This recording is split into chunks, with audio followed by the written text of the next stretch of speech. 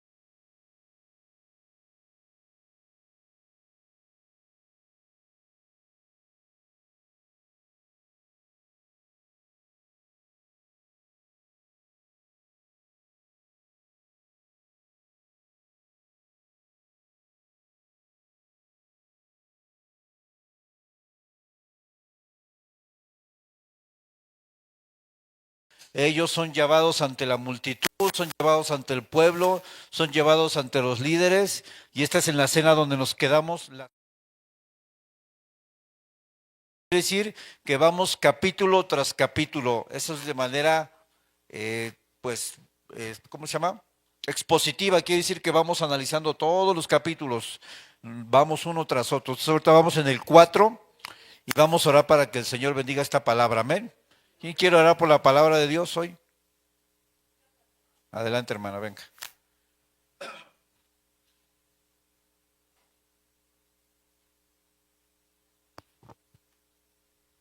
Buenas noches, bendito Padre. Estamos aquí en tu presencia, Señor.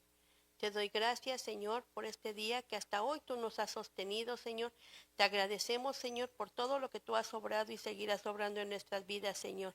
En tus manos ponemos, Señor, disponemos este tiempo, Señor, que tú vas a hablar a nuestras vidas, Señor. Que no salgamos, Señor, igual que como entramos, Señor. Que tu palabra, Señor, quede en nuestro corazón, en nuestra mente, Señor, y también ponerla en obra, bendito Padre. A ti te damos todo el honor y la gloria y agradecemos este momento, todos los que estamos aquí, Señor, y aún los que no están, Señor, cuídalos y guárdalos. A mis hermanas que están allá en ese congreso, Señor, también cuídalas y guárdalas y llénalas de tu presencia, Señor. En tus manos ponemos todo, Señor, en el nombre de mi Señor Jesucristo. Amén y amén. Hechos 4, capítulo 5. A ver, ¿todos están ahí ya? Hechos 4, capítulo 5, versículo 5, perdón. Dice así: aconteció al día siguiente que se reunieron en Jerusalén los gobernantes, los ancianos, los escribas y el sumo sacerdote Anás y Caifás y Juan Alejandro y todos los que eran de la familia de los sumos sacerdotes. Toma asiento ya, iglesia.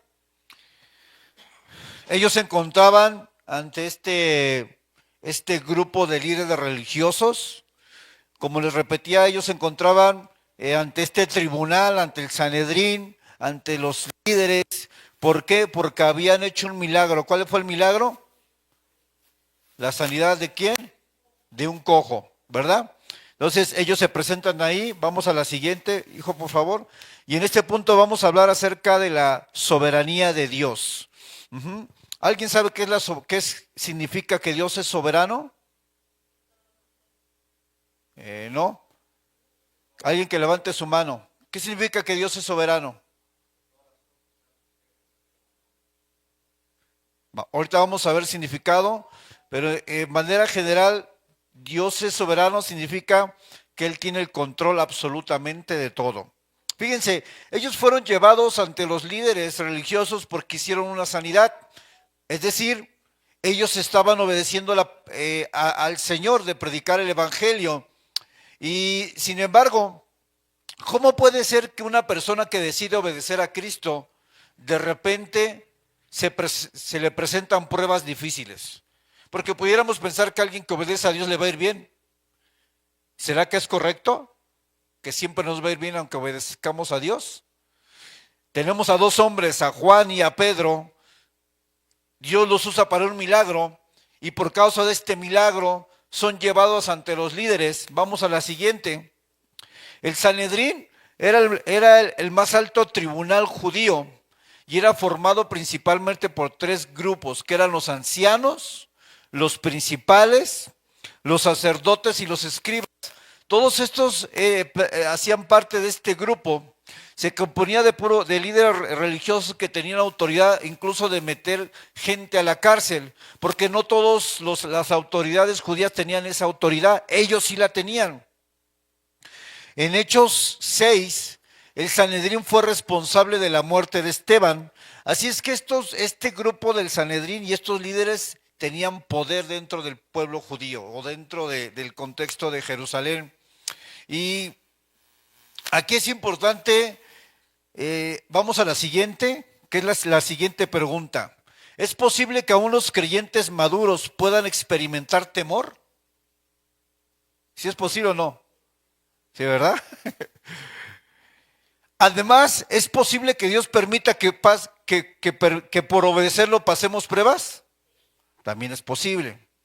Eso no es otra cosa que revela nuestra humanidad, ¿verdad? ¿Cuántos han sentido temor? ¿Cuántos han sentido incertidumbre? No sé qué va a pasar. ¿Cuántos han sentido o han tenido esa intranquilidad, pierden la paz? Y esto fue porque obedecieron al Señor. Dice aquí en Hechos 4:18 que ellos le ordenaron a Juan y a Pedro que ya no enseñaran más en el nombre de Jesús. Es decir, les prohíben hablar en el nombre de Jesús. Y en Hechos 4:21 añaden aún más cargos a ellos. Y vemos cómo las autoridades religiosas, por un milagro, comienzan a amedrentar a estos discípulos de Jesús y los tratan de detener. Sin embargo, la Escritura enseña que ya en todo Jerusalén ya se había predicado el Evangelio. Estos hombres comenzaron a predicar el Evangelio de una manera sorprendente. Y esto es a la pregunta que les hice: ¿humanamente es posible sentir temor, incertidumbre, tristeza y desánimo? Vamos a Juan capítulo 20 para ver un ejemplo. Juan capítulo 20, versículo 19 al 20. Aquí Jesús ya había muerto y dice así, Juan 20, versículo 19-20. Jesús se le aparece a los discípulos, dice: cuando llegó la noche de aquel mismo día, el primero de la semana, estando las puertas cerradas en el lugar donde los discípulos estaban reunidos. ¿Por qué estaban reunidos ahí? Por miedo. Jesús acababa de morir o tenía poco tiempo que había muerto, y lo que hacen los discípulos, se van y se meten en una casa por temor. ¿Por qué tenían temor los discípulos? Porque también ellos los podían matar, porque habían sido discípulos de Jesús. Entonces dice que estaban con miedo de los judíos. Y entonces dice: vino Jesús y puesto en medio les dijo: paz a vosotros. Y cuando les hubo dicho esto, les mostró ¿qué? Las manos y el costado. ¿Para qué? Para ver que era Él. Eso quiere decir que Jesús tiene los orificios de los clavos de sus manos y pies.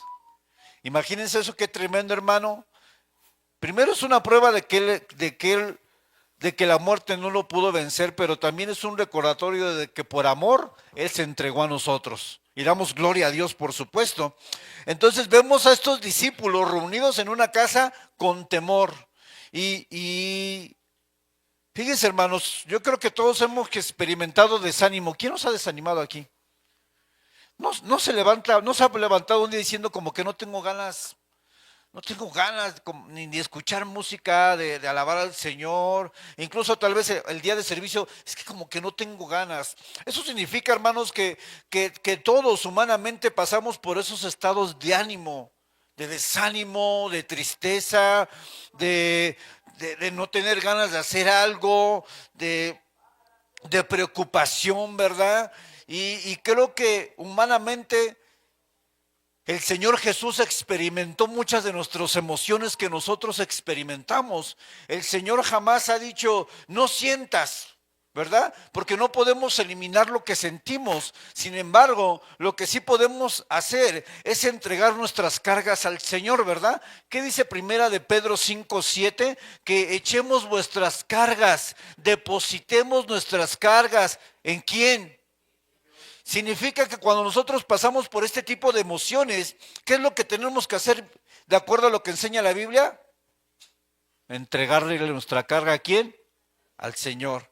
Pero lo más raro es que venimos a la iglesia, usted viene con una mochila y aquí trae en su mochila 1 kilo de preocupación, 1 kilo de incertidumbre, 1 kilo de afán, 1 kilo de desánimo y llega con su mochila. En el tiempo del servicio parece que la mochila la dejó en el piso, estaba libre adorando al Señor, la palabra le ministró, pero cuando sale de la iglesia, ¿qué hace con la mochila? Dice, pastor, préstame tu mochila, Sammy. Todo estuvo genial, pastor, pero déjeme agarrar mi mochila porque ya me acostumbré tanto con... Es que yo si no vengo como cargado no estoy bien. Tengo que llevarme esta mochila. ¿Sabe qué pasa, hermanos? Que no dejamos la mochila, no dejamos las cargas completamente al Señor. Y sabe que por eso volvemos a la casa y pasa una circunstancia y otra vez, ¿qué? Nos desanimamos, nos entristecemos. ¿Qué quiere decir con esto, hermano? Que aprendamos a dejar las cargas al Señor. Porque a veces nos regresamos con las mismas cargas. Fue libre aquí, levantó las manos, pero salió de este lugar, agarró su mochila y se las llevó otra vez. Yo creo que uno ya está acostumbrado, ¿no? ¿Les gusta? Pero sabe, el Hijo de Dios no vino para que sigamos siendo esclavos, sino para que seamos libres. Y Dios quiere hacernos libres de toda carga que hoy usted traiga. Primera de Pedro 5:7, ponla, hijo, por favor. Si la pones en la Nueva Traducción Viviente, te lo agradezco, hijo. Y quiero que este versículo se lo lleve hoy en su corazón, porque si usted trae una carga de algo, una preocupación, algo que le está diciendo, Señor, ¿qué voy a hacer mañana? ¿Qué voy a hacer la próxima semana? Tengo una gran decisión, Señor, no sé, porque nos pasa a todos, ¿verdad? Me está yendo mal en el trabajo, en mi familia hay problemas, mis hijos, mi matrimonio, y nos volvemos locos. Pero dice, pongan todas, ¿qué? Sus preocupaciones y ansiedad, ¿en dónde? ¿Porque el qué? Lo que quiere hoy el Señor decirnos antes de comenzar con el estudio, dámelas. Entrégame tus cargas. ¿Cuántos traen cargas hoy? Yo traigo.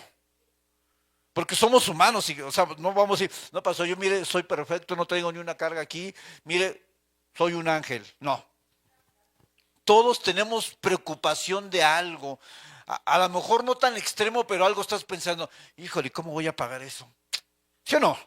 Y no me ha ido bien esta semana en la chamba.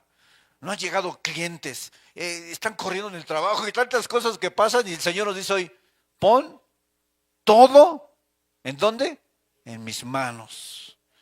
Déjamelo, porque sabe, humanamente nosotros no tenemos la fuerza para cargar muchas cosas, iglesia. Y hoy Dios nos quiere decir a cada uno de nosotros, incluyéndome a mí, deja tu carga en el Señor.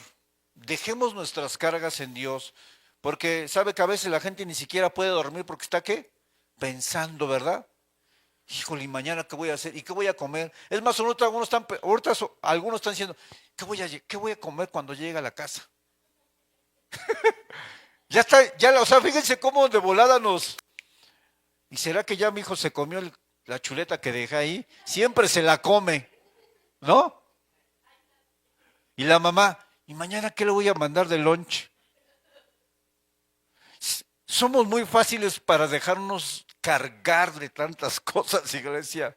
Y el Señor nos dice a todos, aprendamos realmente a dejar nuestras cargas delante de Dios.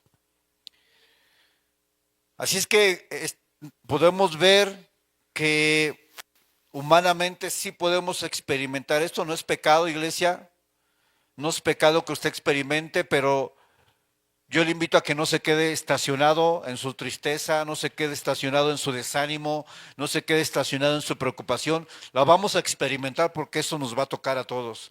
Pero entrégale su carga a Dios. No se quede ahí, no se quede ahí porque es peligroso. No se quede en ese lugar. Amén. Hechos 4:19, fíjese. Hechos 4:19. Dice... Les piden que dejen de predicar a Jesús. Y fíjense lo que contestan. Juzgad si es justo delante de Dios que obedecer a vosotros antes que a Dios. ¿Cuántos de nosotros nos hemos visto en una circunstancia donde es difícil obedecer a Dios? Sobre todo cuando estamos en un contexto de trabajo, de familia, donde en tu trabajo te dicen... van a llegar 5 cajas, pero tú dices que recibiste 4. Y ahí es donde nos ponen, ¿en dónde? Entre la espada y la pared, ¿no? ¿Qué hacemos? ¿Verdad?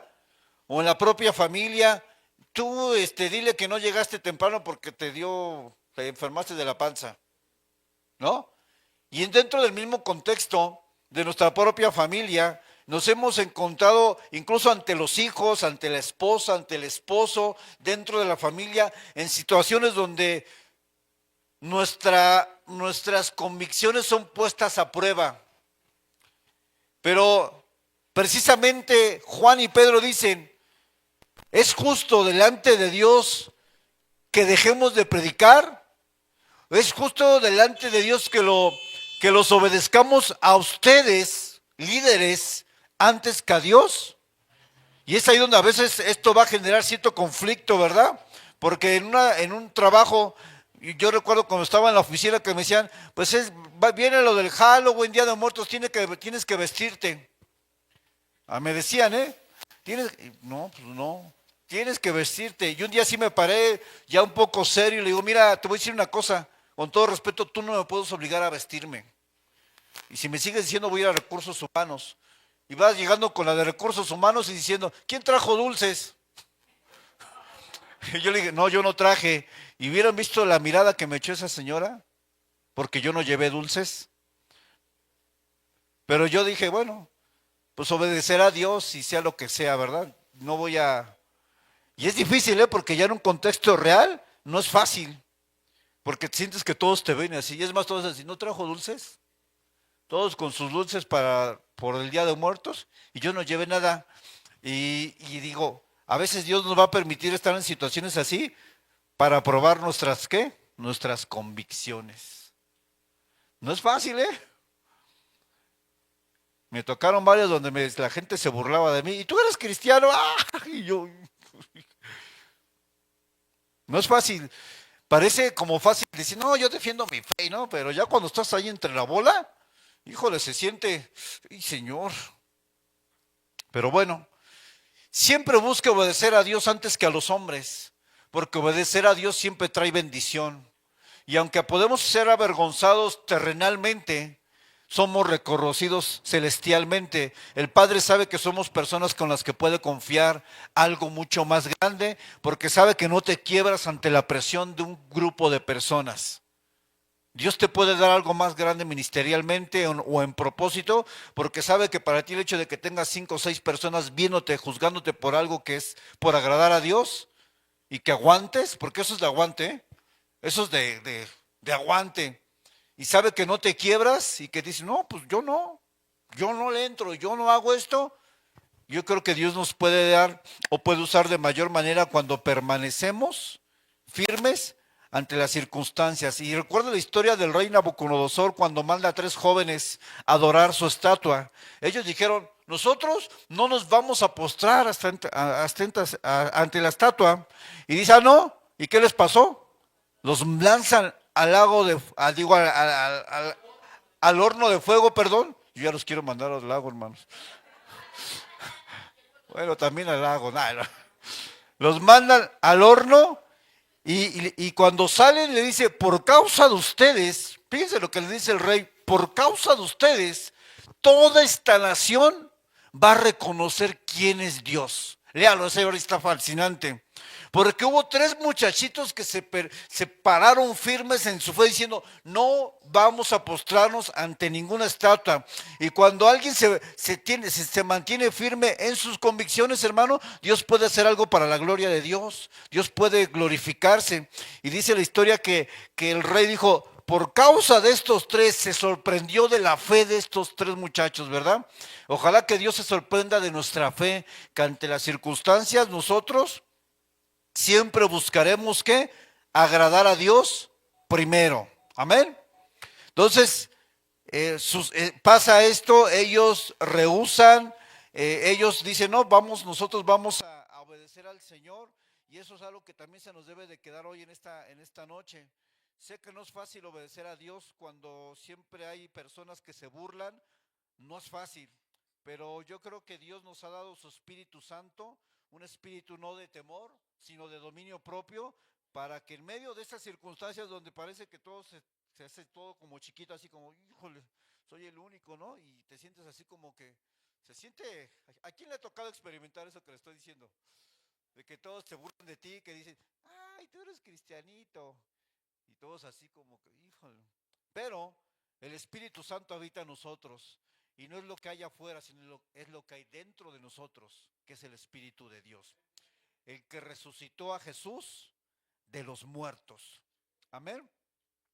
Entonces, en este punto, lo que Dios nos quiere enseñar a nosotros, que busquemos siempre obedecerle antes que a los hombres, y eso va a implicar guerra, pero vale la pena obedecer al Señor.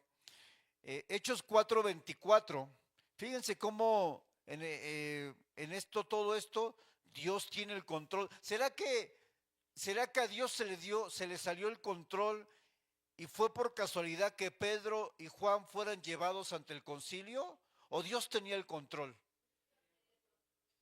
¿O será que fue algo que se salió de las manos del Señor? Hechos 4:24, fíjense lo que dice ahí. Usted léalo en su Biblia. Dice, versículo 23, y puestos en libertad vinieron a los suyos y contaron todo lo que los principales sacerdotes y los ancianos les habían dicho. Versículo 24, y ellos, habiéndolo oído, alzaron unánimes la voz a Dios y dijeron, soberano Señor.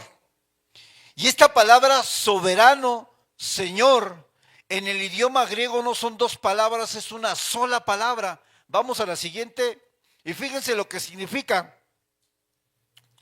La siguiente, hijo.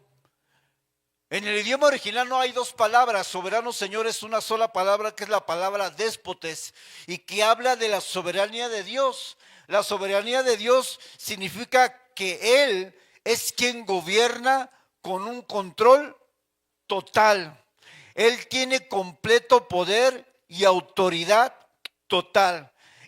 Sus hermanos en la fe reconocen que lo que había pasado con ellos, el ser llevados para ser juzgados y todo lo que pasaron, estaba dentro de la soberanía de Dios.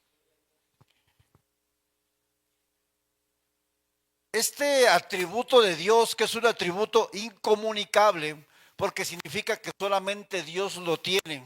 Usted sabe que en los atributos de Dios tenemos atributos incomunicables y atributos comunicables. Los atributos comunicables son aquellas virtudes, características de Dios que Él comparte con el hombre. Por ejemplo, un atributo es el amor. Dios es amor, es uno de sus atributos comunicables, porque nosotros también tenemos el amor de Dios dentro de nosotros. Así es que nosotros, aunque no vamos a amar como Dios ama, porque es imposible, pero el amor de Dios está en nosotros y es un atributo comunicable. La soberanía de Dios significa que Él tiene la autoridad sobre todas las cosas. ¿Nosotros la tenemos? No. Por eso es un atributo que incomunicable. Entonces tenemos dos listas: atributos incomunicables como la eternidad de Dios, es otro atributo, que Él siempre ha existido, Él es eterno, y atributos comunicables como la misericordia de Dios. Nosotros podemos manifestar misericordia, podemos manifestar bondad. Entonces tenemos dos listas para que usted sepa pues que existen ese tipo de atributos. Y la idea es que usted vaya aprendiendo, ¿verdad? Entonces ellos comienzan orando y comienzan diciendo: soberano Señor. Y fíjense cómo dentro de su oración lo primero que resaltan es la soberanía de Dios. Quiere decir que ellos sabían que todo lo que estaba pasando Juan y Pedro siempre estuvo bajo el control de Dios. Aunque pasaron pruebas, yo le pregunto, ¿cree que lo que te está pasando a ti está fuera del control de Dios? ¿Usted cree que el Señor dijo: ay, es que lo que le está pasando a Israel, eso pues, ¿por qué pasó? ¿Cree que Dios está en esa postura? ¿O Dios sabe todo lo que le está pasando, lo que sea? Dice: yo tengo el control. Y como dice Génesis capítulo 50, versículo 20, vamos ahí.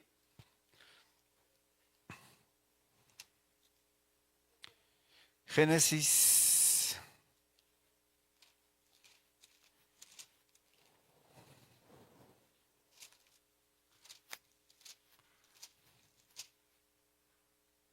50:20. ¿Cuántos saben la historia de José y todo lo que le pasó? Que sus hermanos lo vendieron, que fue vendido, que fue enviado a la cárcel, que fue culpado. Fíjense cómo resumen toda esta historia de José. Génesis 50:20. José está parado enfrente de sus hermanos y les dice: vosotros pensasteis mal contra mí, mas Dios lo encaminó, ¿qué? A bien, para hacer lo que vemos hoy, para mantener en vida a mucho pueblo. Este pasaje de Génesis 50:20 dicen que es el contemporáneo o el que es paralelo a Romanos 8:28, el que dice: a los que aman a Dios, porque es la misma idea. Quiere decir que lo que te ha pasado mal, que a lo mejor no fue tu culpa, fue algo externo, vino de afuera, no vino de ti, Dios lo puede cambiar. ¿Para qué? Es decir, Dios tiene el poder para cambiar las cosas. El poder de Dios es otro atributo, comunicable o incomunicable. Incomunicable. ¿Por qué? Porque solamente Él tiene el poder supremo, ¿verdad? Génesis 50:20 es un ejemplo de esto, de que Dios es soberano y todo lo que le pasó a José estuvo siempre en las manos de Dios. ¿Cómo puede ser que cuando Dios te da un propósito, el propósito empieza las cosas saliendo mal? Imagínense que Dios le da una palabra a hermana Mónica y de repente dice: no, es una palabra buena para mi vida, pero a partir de que recibe la palabra todo le empieza a salir mal. ¿Dudaría que fue una palabra de Dios? Sí, porque dice: híjole, pero es que, pues si es de Dios, se supone que tengo que caminar sobre el mar, ¿no? Y se tiene que abrir. A veces sí, a veces no.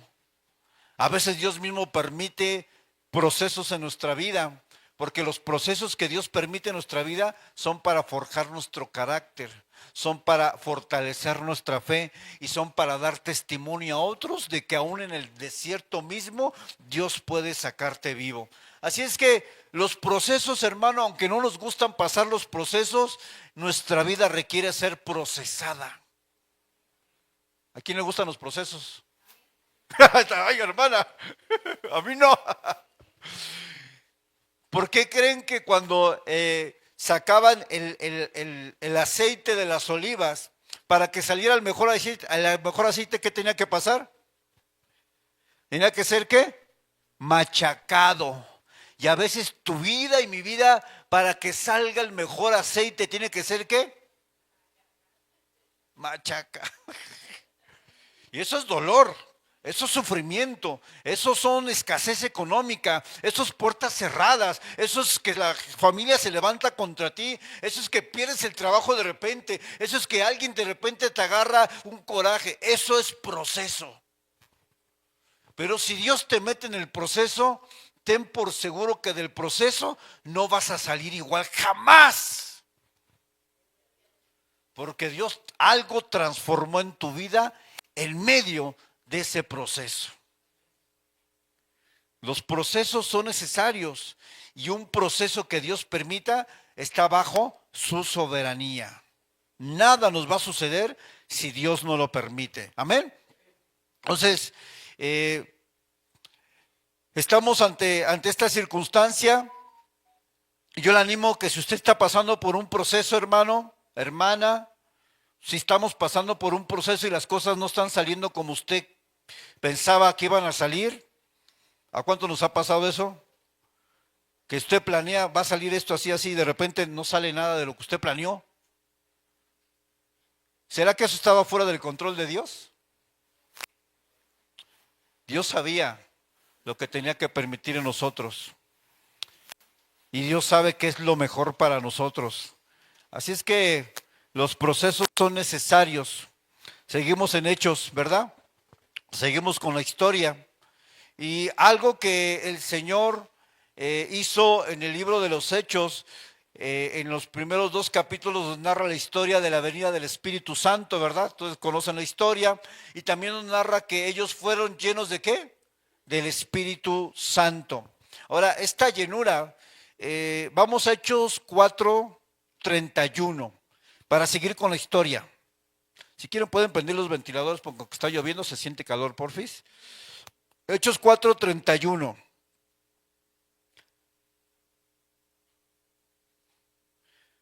Dice que ellos van con sus hermanos, les comienzan a platicar qué pasó y fíjense lo que dice. Cuando hubieron orado, el lugar en que estaban congregados tembló y todos ¿qué? Pregunta, ¿no habían sido llenos del Espíritu Santo anteriormente? Hechos 2:4, regrésese, quiero que usted mismo lo vea. Hechos 2:4, y fueron todos llenos del Espíritu Santo y comenzaron a hablar en otras lenguas, según el Espíritu les daba que hablasen. Entonces, la pregunta sería, ¿hay que estarse llenando o solamente una vez Dios te llena? Y ahorita vamos a entrar en esto.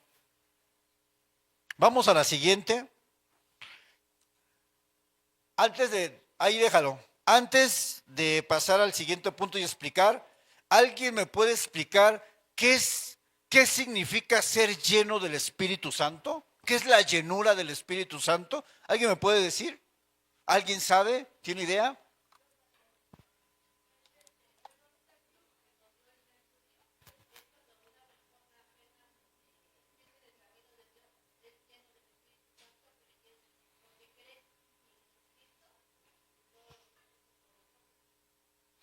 Ok. ¿Alguien más? ¿Qué es ser lleno del Espíritu Santo?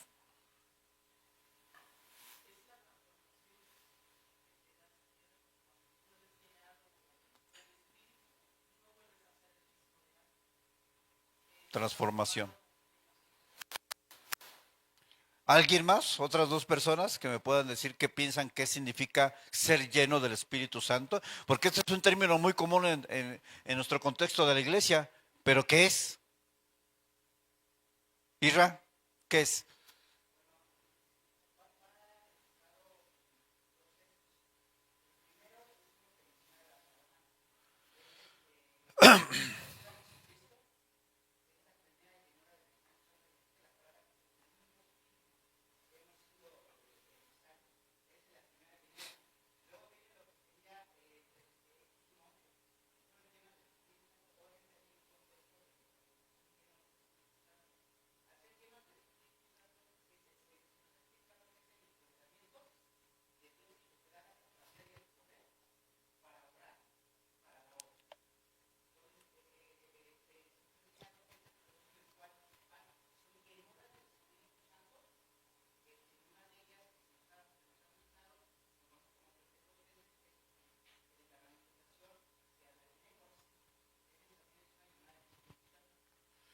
Esta llenura, todo lo que dicen es correcto, apunta hacia varias direcciones, pero vamos miren, a veces por cuestión de entender mejor qué significa alguna palabra, a veces es necesario irse al original. Eh, a mí regularmente trato de ser como usar, no usarlo tanto porque a veces son palabras complicadas, pero sí el concepto sí quiero que lo aprendan. Vamos a la siguiente. La palabra llenura o ser lleno es una palabra que es la palabra plero y tiene la idea de una influencia total o significa controlado por. Cuando tú te llenas de ira, ¿qué te controla? No, la ira. Cuando tú te llenas de ira, tú actúas, tú hablas, tú piensas conforme a ese enojo que traes.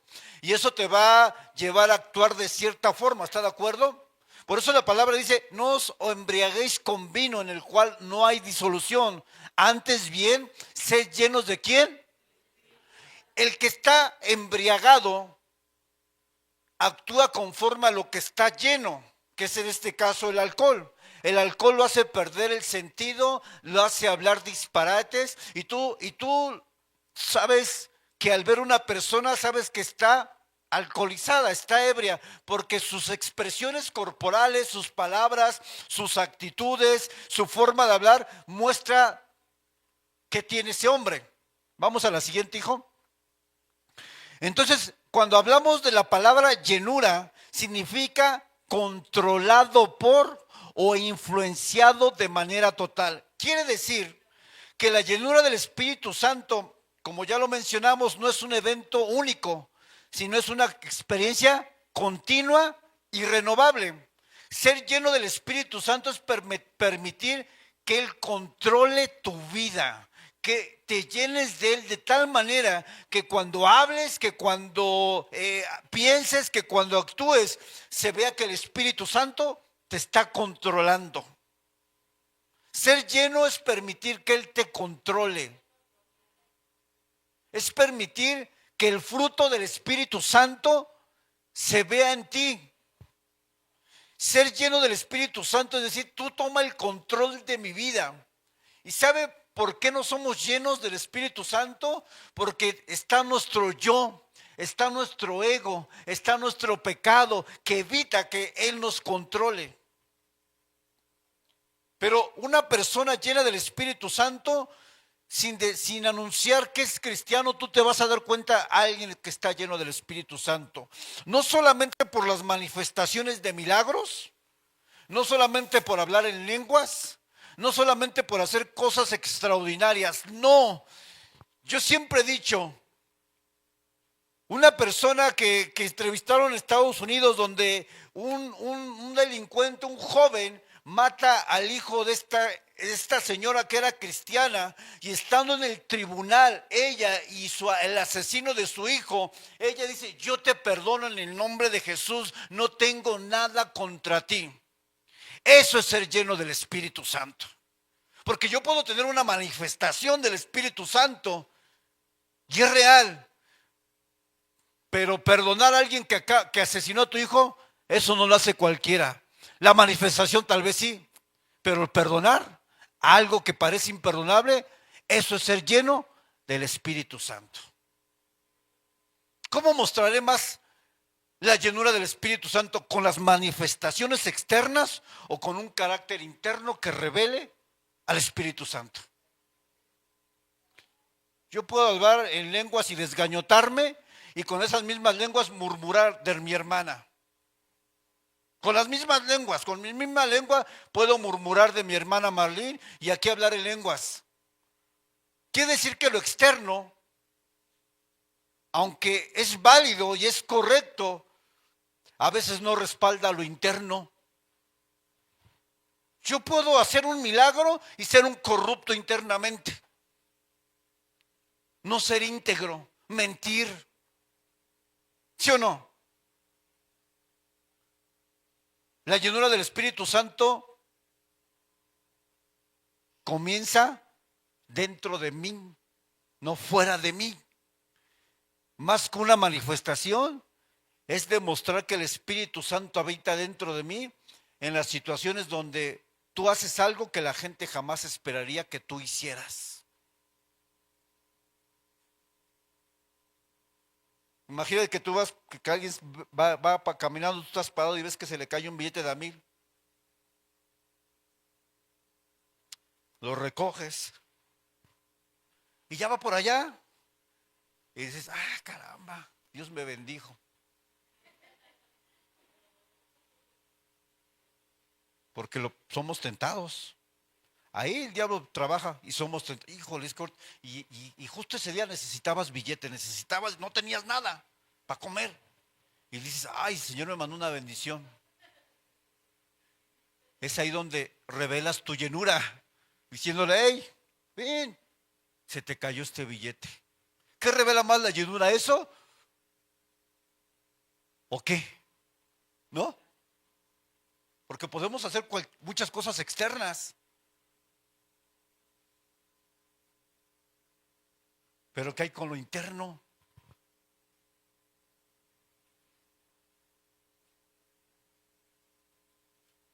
Así es que una persona llena es una persona que está controlada y es coherente con obedecer la palabra de Dios. Primero que lo externo. Externo puede haber muchas cosas, muchas manifestaciones externas. Y yo considero que las manifestaciones más poderosas del Espíritu Santo son aquellas que reflejan a Jesús en medio de las grandes circunstancias de la vida.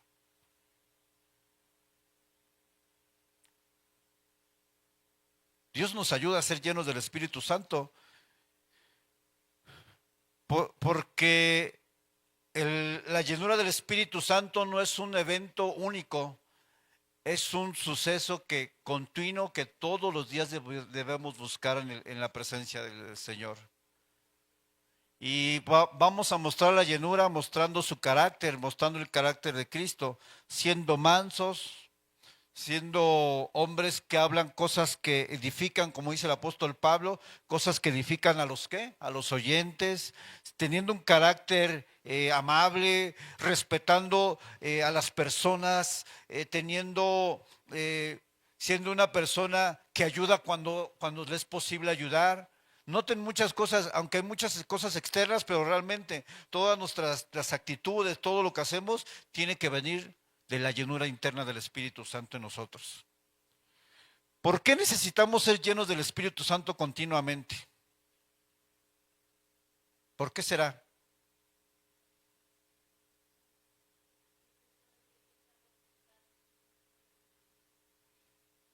Hay dos razones importantes. Vamos a la siguiente.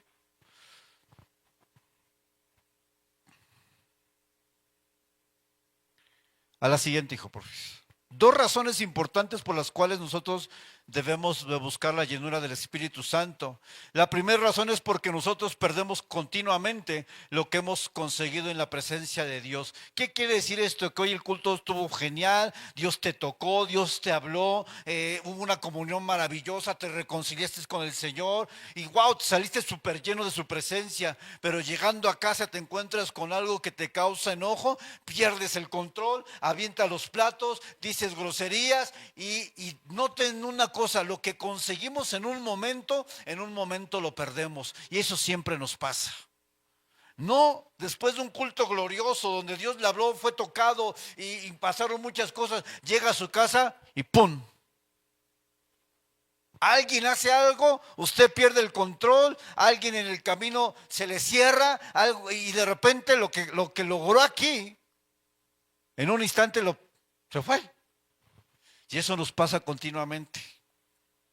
¿No se ha salido súper bendecido del culto y llega a su casa y ya hay un problema ahí con un hijo?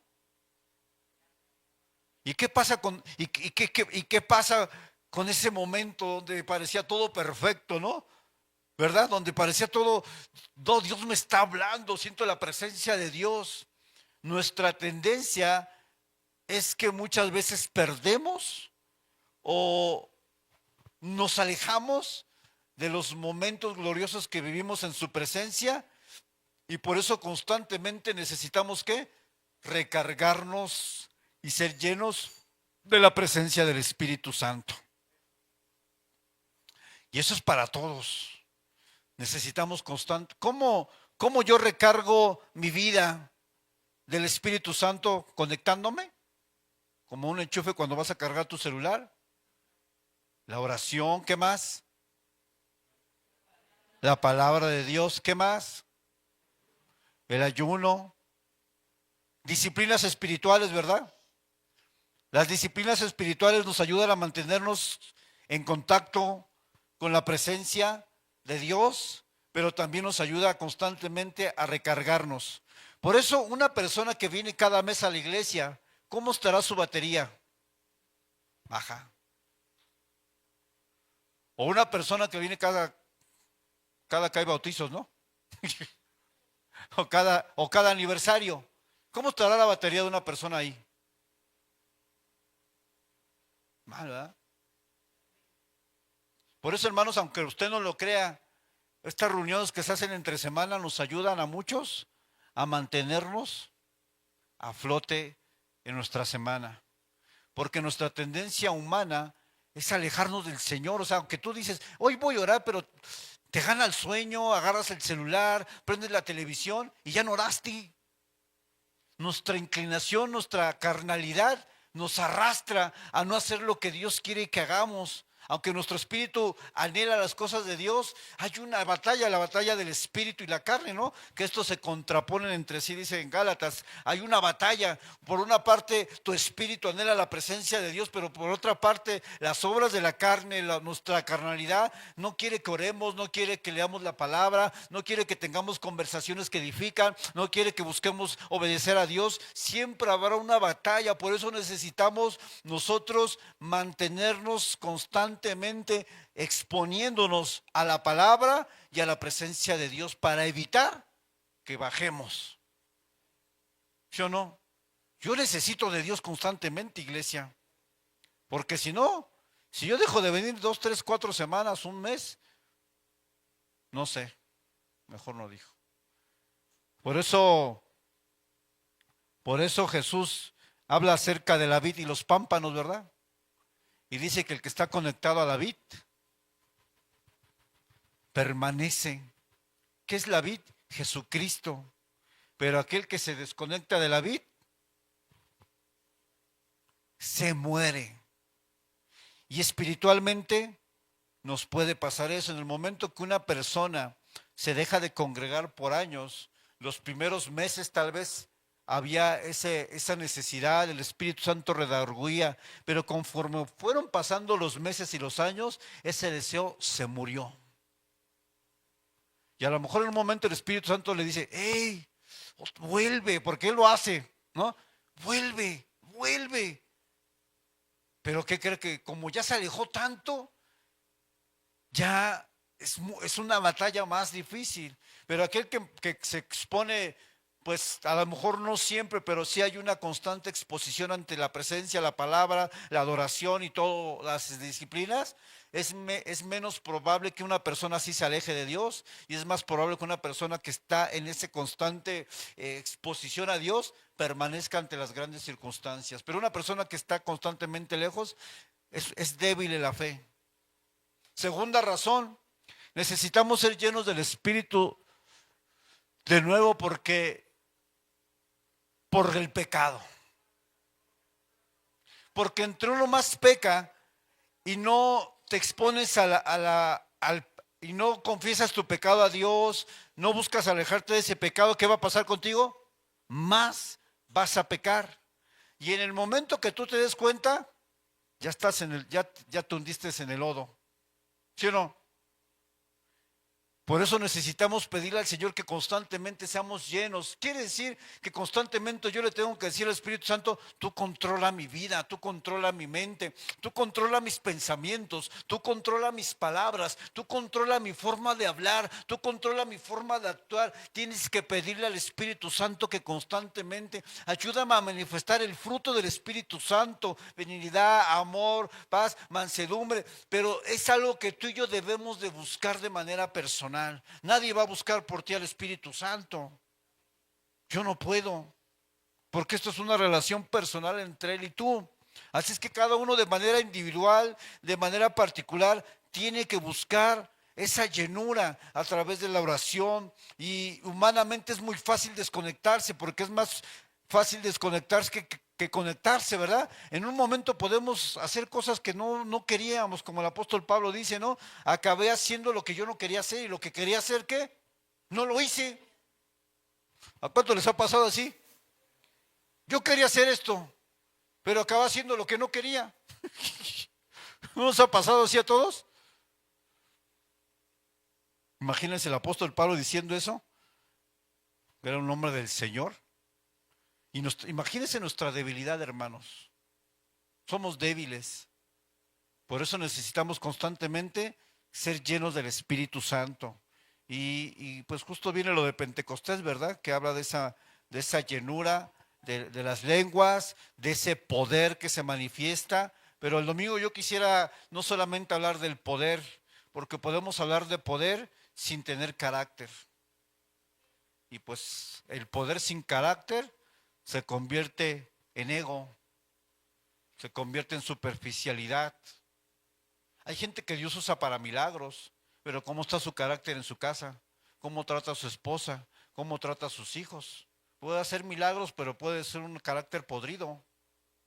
Entonces, finalmente, regularmente se hace un gran énfasis en las lenguas y el poder del Espíritu Santo, pero yo quisiera el domingo presentarles al Espíritu Santo como una persona completa, no solamente como alguien que hoy prendo el switch para que se manifieste su poder, pero cuando salga de la iglesia lo bajo y salgo de este lugar y sigo siendo el mismo. Porque eso significa que solamente quiero el poder, pero no quiero ser controlado por él. Es solamente algo externo, pero me falta lo interno. Y yo sí quiero enseñar a la iglesia que el Espíritu Santo es más que poder, porque entonces no seríamos muy diferentes a los testigos de Jehová, que piensan que es una energía, lo ven como un poder. Y a veces el cristiano, sin darse cuenta, puede pensar que el Espíritu Santo solamente es para el poder, pero no, Él se contrista, dice la palabra de Dios, se entristece cuando uno peca, Él nos redarguye cuando vamos a pecar. Entonces el Espíritu Santo va más allá que el poder mismo, aunque Él es poder. Pero el Espíritu Santo quiere que tengamos una relación profunda con Él y con Dios, con el Hijo. Entonces el Espíritu Santo va más allá que una manifestación poderosa, aunque las hay, y creo en las manifestaciones totalmente del Espíritu Santo, creo en los milagros, pero estoy convencido que el Espíritu Santo es más que solamente alguien que te provee poder. El Espíritu Santo es carácter, es un carácter interno que te ayuda a vivir y en las circunstancias de la vida diaria demostrar que tú eres cristiano. ¿No creen? Y todos fallamos, ¿verdad? ¿O alguien no ha perdido el control? Lo hemos perdido. ¿Cómo se siente uno cuando lo pierde? Hijo, ya le fallé al Señor. ¿No le ha pasado, hermano? Nos ha pasado. Y es ahí donde necesitamos, por eso, constantemente buscar la llenura del Espíritu Santo. Créame que la necesitamos y mucho. Yo necesito que el Señor, el Espíritu Santo me llene constantemente, porque sin su presencia, hermanos, pues no hacemos nada, ¿verdad? Tenemos que aprender a conocer quién es el Espíritu Santo en toda su persona, no solamente en los aspectos que más se tocan, ¿verdad? En toda su personalidad. Dice la palabra que el Espíritu Santo nos anhela celosamente. ¿Qué quiere decir? Que Él está buscando quien pase tiempo con Él. Y a veces que cree que no tenemos tiempo para Él. Tenemos tiempo para ver una serie de Netflix de 2 horas y no tenemos 10 minutos para entrar en intimidad con el Espíritu Santo. Y eso sí, imagínense. No tenemos tiempo para el Espíritu Santo ni siquiera de 10 minutos. Y el domingo yo quiero que se manifieste. No es congruente, ¿verdad? Porque entonces significa que yo solamente quiero sus manifestaciones, pero no quiero una relación. ¿Cómo cree que se siente una persona cuando tú la buscas solamente por lo que él puede hacer? Es una relación interesada. ¿Cómo se sentirá el Espíritu Santo cuando solamente, por ejemplo, yo como pastor, manifiéstate, haz milagros y que los demonios que los hermanos sean libres de demonios y cosas así que son reales? Pero saliendo de la iglesia, no me acuerdo del Espíritu Santo, no tengo una relación con Él. ¿Cómo se sentirá el Espíritu de Dios? Pues este solamente me quiere para que yo me manifieste, pero no me quiere a mí. Este solamente quiere las lenguas, pero no me quiere a mí. Este solamente quiere una sanidad, pero no me quiere a mí. Este solamente quiere vencer sus batallas, pero no me quiere a mí. Entonces se da cuenta cómo enfocamos solamente casi un aspecto del Espíritu Santo y no vemos toda su persona. El Espíritu Santo es maravilloso, es hermoso, es precioso. Lea el libro de Hechos y va a ver que este libro, algunos teólogos dicen que se debería haber llamado el libro de los Hechos del Espíritu Santo, no el libro de los Hechos de los Apóstoles, porque si usted lee todo el libro de Hechos, ve al Espíritu Santo diciendo a los apóstoles: a esta ciudad no entres, vete a la siguiente. Ve al Espíritu Santo apartando gente para servir. Ve al Espíritu Santo haciendo milagros. O sea, dicen los teólogos que este debería llamarse el libro de los hechos del Espíritu Santo, no de los apóstoles, porque finalmente ellos actuaron bajo el poder del Espíritu Santo. Él hizo el milagro a través de ellos, pero no vino de ellos. El poder no viene del hombre, el poder viene del Espíritu Santo. El poder no es nuestro, la gloria y el reconocimiento no es para ti ni para mí, es para el Espíritu Santo de Dios, el Consolador, el Paracletos, el Abogado. La gloria es para el Espíritu Santo, no para nosotros. Dale un aplauso al Espíritu Santo.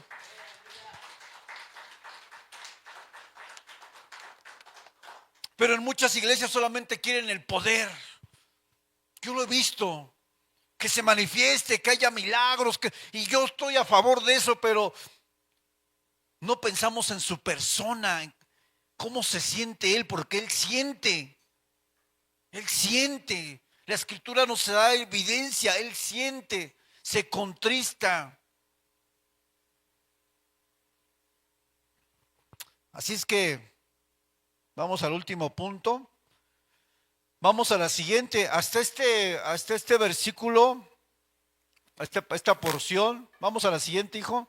Acabamos la lección. Yo estoy siguiendo un libro donde los va dividido por lecciones. A partir de esta diapositiva vamos a ver los pasajes de Hechos 4:32 hasta el 5:42. Es decir, vamos a estar analizando toda esta continuidad de Hechos 4:32 a Hechos 4:52. Así es que vamos a Hechos 4:32 y vamos a leerlo para ver un punto de esta parte de enseñanza que habla sobre la iglesia. Dice así Hechos 4:32 y tiene un subtítulo que dice todas las cosas en común. Dice, y la multitud de los que habían creído era de un corazón y un alma. Dice que la multitud. Y fíjense que esta multitud era de un corazón y de un alma. Y ninguno decía ser suyo propio nada de lo que poseía, sino que tenían ¿qué? Todas las cosas en común. Y con gran poder los apóstoles daban testimonio de la resurrección del Señor Jesús, y abundante gracia era sobre todos ellos. Así que no había entre ellos ningún necesitado, porque todos los que poseían heredades o casas las vendían y traían el precio de lo vendido y lo ponían a los pies de los apóstoles, y se repartía a cada uno según su necesidad. Fíjense.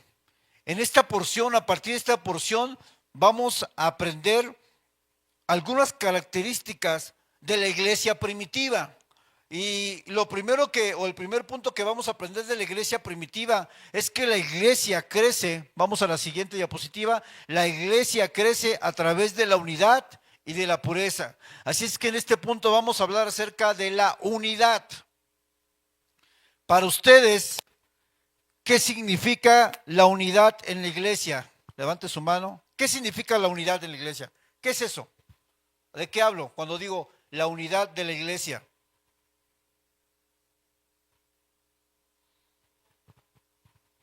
¿Quién? Karina, ¿qué es la unidad de la iglesia? ¿A qué se referirá la unidad de la iglesia?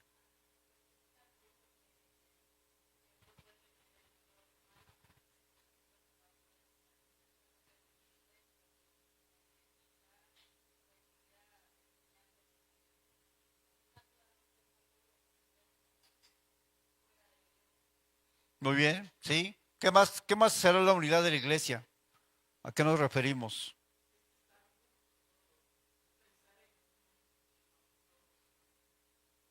Dice que la multitud, fíjese, la multitud, no eran 5, no eran 10, era una multitud, era de un solo corazón y una sola alma. Imagínense, hermanos, si entre nosotros, que somos, no sé, 100 o tantas personas, cuando vienen todos o cuando hemos hecho aniversario, imagínense una multitud donde todos tienen o van en la misma dirección, tienen las cosas en común. Eso es sorprendente, eso es sobrenatural. Porque a veces dos no nos podemos poner de acuerdo. Imagínense una multitud en un solo corazón y en una sola alma. Y tenían todas las cosas en común. Había tal unidad que parece imposible que hoy pudiera haber tal unidad en nuestras iglesias. Porque a veces, por una cosa tan sencilla, puede ser que haya división. ¿Por qué regularmente hay división dentro de las iglesias? ¿Por qué? Porque no nos ponemos de acuerdo, ¿verdad?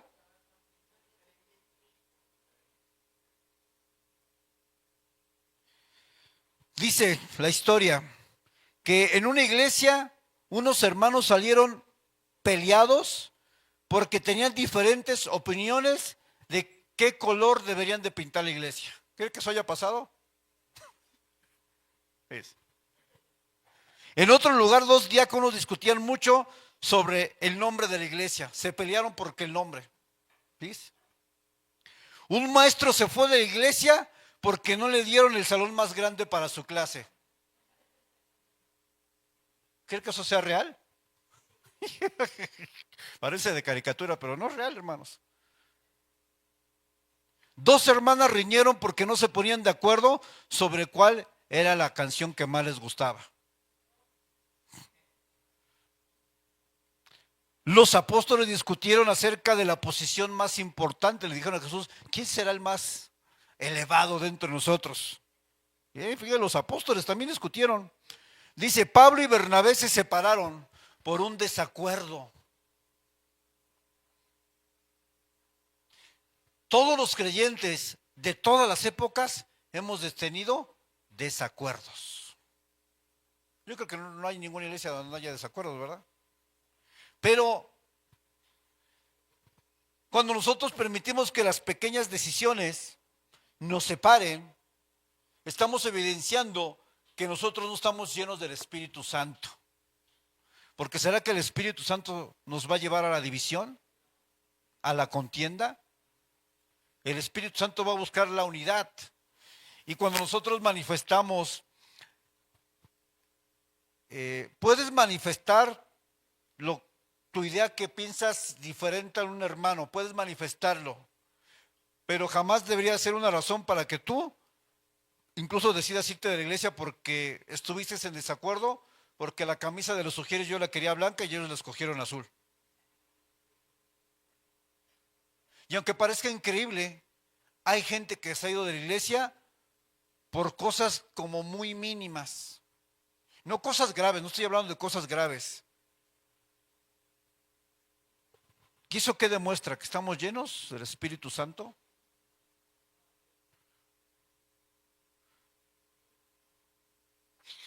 En este pasaje los discípulos estaban unidos, estaban en sintonía, estaban dispuestos a olvidar sus diferencias. Uno de los momentos donde la iglesia está más unida es en el momento cuando nosotros alabamos y adoramos al Señor. Es uno de los momentos donde la iglesia realmente se une sin importar de dónde sea alguien, sin contexto, posición laboral, posición ministerial. Cuando nosotros adoramos, es el momento más sublime donde la iglesia es una sola. Sin importar Como dice por ahí alguien que publicó en Face, ¿no? No importa si eres teólogo, no se importa si eres el pastor, eres el líder, cuando estamos en un tiempo de adoración, todos deben de adorar. Sin importar cuál sea tu función, tu preparación, no importa, no importa quién seas tú, cuando se trata de adorar al Señor, todos deberíamos de doblar rodillas delante de su presencia. Es uno de los momentos más gloriosos porque es el momento donde, aunque yo tenga muchas diferencias con mi hermana, por ejemplo, un ejemplo, que yo tenga alguna situación con mi hermana, en ese momento nuestras voces se unen para adorar a Dios. Ahí se olvida todo. Y debemos de buscar esa unidad. Vamos a la siguiente. Los discípulos estaban dispuestos a olvidar sus diferencias, aunque venían de diferentes contextos. La siguiente, hijo, por favor. Fíjense que a veces los otros nos dividimos por algunos asuntos que no tienen mucha relevancia. Y como decían por ahí, hay que saber qué batalla vas a librar y qué batalla dejas. No podemos librar todas las batallas. No puedo caer en un conflicto con un hermano porque pasó y no me saludó y decir, ay, no me saludó Florentino, yo creo que está enojado conmigo, o no sé, tal vez, y me empiezo yo a hacer ideas. Por ese tipo de tonterías no puedo dejarle de hablar a él por algo tan superficial. O sea, no puede ser. Y a veces como congregantes nos dejan de hablarle a una persona por unas cosas que yo digo, híjole, Dios mío, trata con nuestro carácter. Dejemos de ser niños, seamos maduros en la fe, porque aunque es cierto que debe haber una unidad, debe haber una coinonía, la razón principal por la que estamos aquí es buscar a la presencia de Dios. Él es el centro de nuestra adoración y de nuestra búsqueda. Si tu hermano te saludó, está bien, y si no, pues ni modo, tú sigue buscando a Dios, porque no te vas a morir porque no te saludó, porque pasó de largo, porque se lo olvidó, porque a veces uno anda bien distraído, ¿no? Y, ay, no la saludé. A mí me pasa luego que voy en el carro con mi hija y me dice, oye, te saludó la hermana, yo no la vi. Y yo, ay, Dios mío, ojalá que no se enoje, se sienta la hermana. Yo sí pienso, hermanos, y a veces hasta me angustio. Ojalá que la hermana no se sienta. Es que no la vi. Dice, ahí estaba papá, y hizo así. Yo, ay, hija, no la vi. Y a veces me da hasta de regresarme porque digo, ay, la hermana no sé si se vaya a sentir. Fíjese qué grado de delicadez. Espero que usted no sea así, hermano. Si en algún momento no le he saludado, le pido 1000 disculpas porque de verdad, hermano, yo a veces ahí estoy como, perdónenme si he pasado hacia el lado de usted aquí en la calle, ¿no? Cuando los veo sí los saludo, hasta les saludo, pero hay veces que sí, me voy y digo, ay, no, y mi hija siempre me dice, no, saludaste al hermano, te alzó la mano, y, híjole, ojalá que, Dios mío, tócalo ahí, tócalo, Señor, pero imagínense, hermano, creo que eso es normal, no es normal. No debería ser, ¿verdad? Que nos vayamos así como al extremo. Y a veces por asuntos sin importancia o que no tienen realmente un peso, pues a veces hay división. Debemos de entender algo, que todos los creyentes somos diferentes. Cada uno tiene un carácter, personalidad, trasfondo. Vienen de familias diferentes, venimos de estados diferentes, de lugares diferentes, de países diferentes. Y a lo mejor una palabra que para la hermana Maylin es normal y no es ofensiva, para nosotros puede ser ofensiva, y nosotros tenemos que entender, captar, esta hermana viene de otra nación. No, allá no hablan igual, allá no le dicen así a las cosas, y a lo mejor yo digo, esta hermana dijo una grosería. Ajá, y para ella no lo es. Pero nosotros, uy, no, y ya está diciendo, ¿qué crees que la hermana Maylin dijo esto? Y eso es aquí.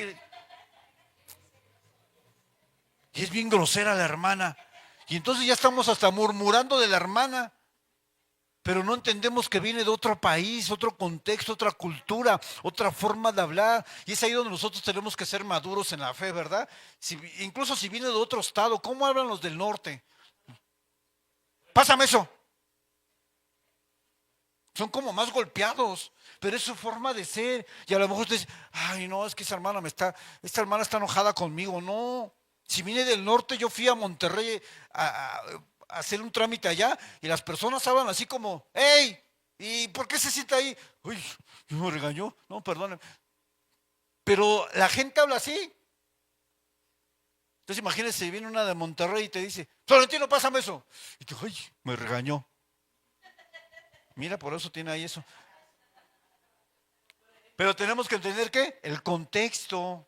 No podemos hacer división porque a lo mejor tenemos que entender que a lo mejor la hermana en su contexto cultural de su estado, pues la gente habla así. Imagínese un costeño, hermana. ¿Cómo hablan los costeños?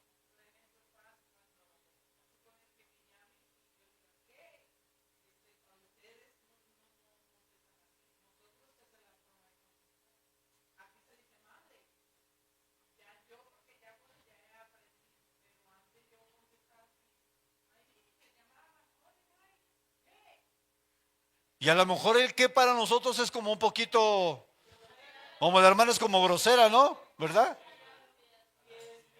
A lo mejor su que para usted es grosera. Entonces, por eso es que nosotros tenemos como que ser empáticos, hermanos. Si alguien viene de otro país, pues seamos empáticos porque pues hay veces que yo que estoy casado con una colombiana, imagínese. No, hermanos. Yo le digo a veces, ¿qué es eso? ¿Qué me dijiste? Es que no te entendí. Y me dice, después de 20 años te sigo diciendo que es 20 años contigo y te sigo diciendo que eso significa eso. Pero, por ejemplo, hay palabras como que son más fuertes. Y yo, no, es que mira, ¿sabes qué? Que esa palabra aquí como que sí, a la gente de aquí sí le va, sí va a haber un choque por lo que tú dices, porque allá no es ofensivo, pero aquí la gente no. Hermano, ya cuando tú te subes a un pecero, un transporte, un micro, no, hermanos, allí la gente habla, pero habla.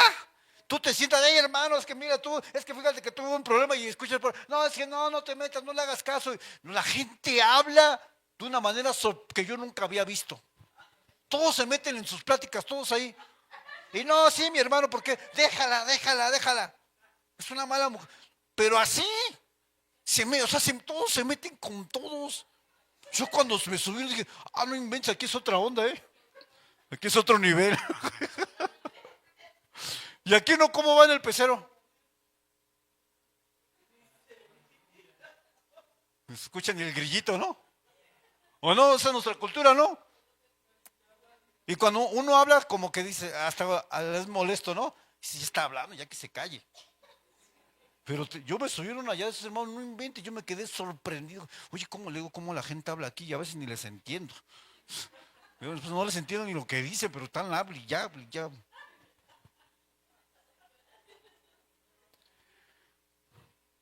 Pocas veces estamos de acuerdo en las pequeñas decisiones. Y es aquí donde, pues yo quisiera cerrar con esto, ¿no? Sí, realmente todos somos diferentes, hermanos. Venimos de diferentes iglesias, incluso el hecho de que vengas de otra iglesia, las cosas se hacían diferentes, ¿verdad? Tu pastor a lo mejor era diferente, más serio, no gritaba como yo, pero bueno, calladito. Aquí una vez había un hermano que me dijo, es que usted grita mucho, pastor. Y al principio a mí me daba hasta coraje, pero ya me acostumbró usted. Ya.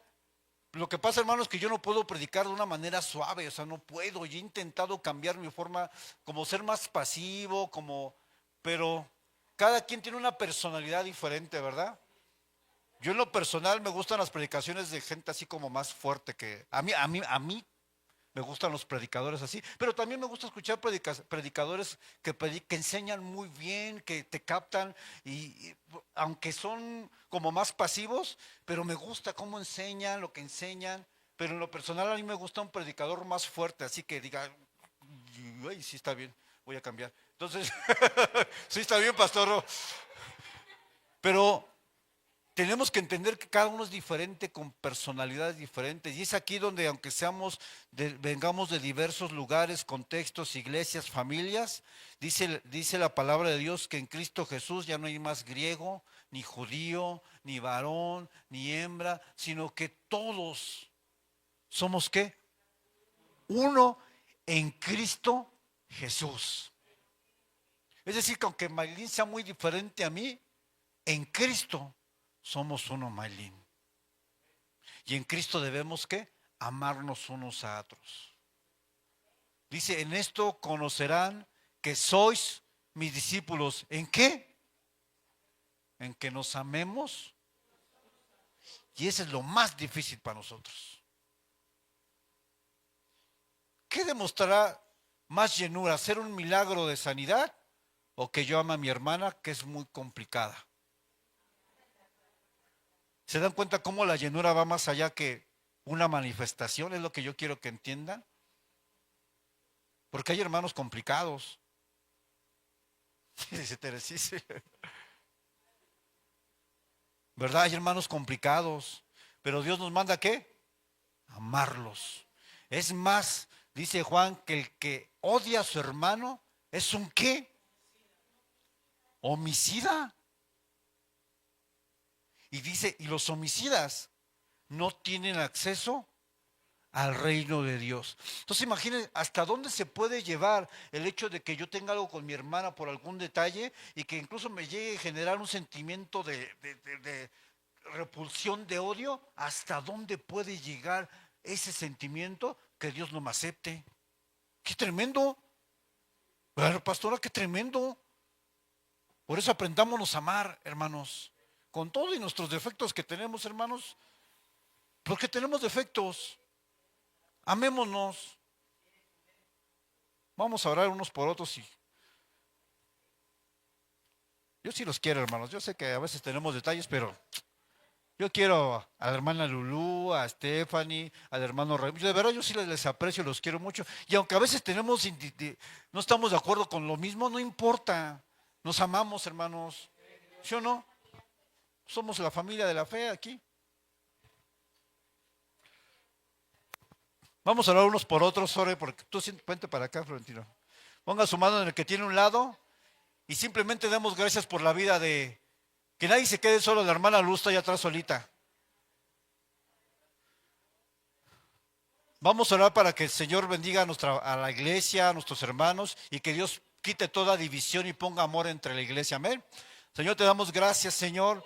Gracias por esta enseñanza, Padre. Yo te pido, Dios, que pongas tu amor en nosotros, ese amor práctico, Dios, que a pesar de las diferencias que hay entre nosotros, Señor, nos podamos amar, Señor, porque eso tú nos lo pides a nosotros y eso revela que somos tus discípulos, que somos cristianos, en que nos amemos unos a otros. Sé que podremos tener diferencias, pero eso no debe hacer que nuestro amor cambie, Señor. Ayúdanos a ser empáticos entre nosotros. Ayúdanos a ser realmente hermanos en la fe, familia de la fe, Señor. Quita toda división entre la iglesia, entre los hermanos, Señor. Toda discusión, Padre, que quede saldada, perdonada, Señor. Ayúdanos a amarnos, Señor, como familia de la fe, Señor. Ayúdanos, Señor, a que cada día podamos ser llenos de tu Espíritu Santo, demostrándolo con nuestro carácter, con nuestra forma de tratar a los demás, Señor, con nuestra forma de corregir incluso, Señor,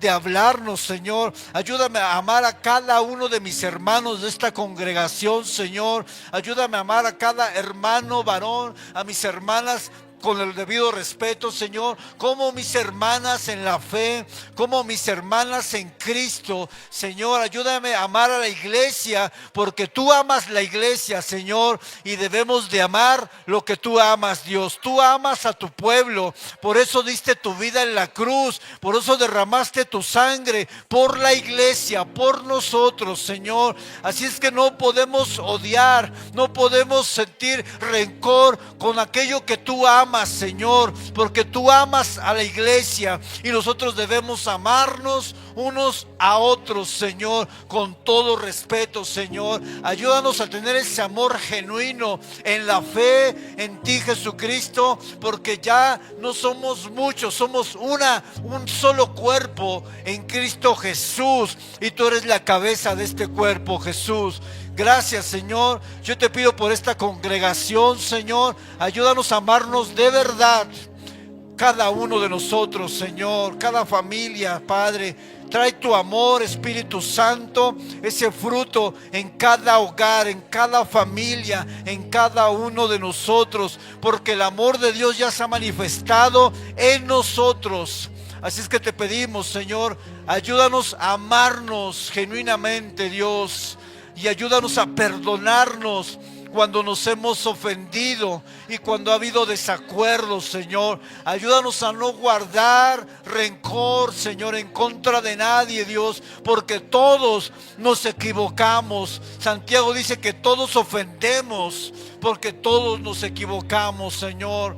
Y te damos gracias, Señor, porque sé que tú puedes hacer una familia unida en la fe en este lugar. Pongo la iglesia en tus manos, Señor, y que esta iglesia se caracterice por ser una iglesia unida en el amor de Cristo Jesús, Señor. Gracias por cada uno de mis hermanos. Yo los bendigo. Yo te pido que les prosperes en cada área de su vida. Bendice cada familia de este lugar. Bendice cada matrimonio. Bendice cada hijo. Bendice sus trabajos. Bendice sus hogares. Que tu presencia esté en cada hogar de esta familia de la fe, Señor. Y cumple tu propósito en todos nosotros, Señor. Gracias, Señor, porque esto es estar lleno de tu Espíritu Santo. Esto es la llenura, Señor. Mostrar ese amor entre nosotros, Señor, a pesar de nuestras diferencias, Señor. Muchas gracias, Señor, en el nombre que es sobre todo nombre, en el nombre de Jesús, Señor. Asimismo, Señor, oramos por las ofrendas, Padre. Te pido que bendigas cada economía, cada trabajo. Y si alguien no tiene trabajo,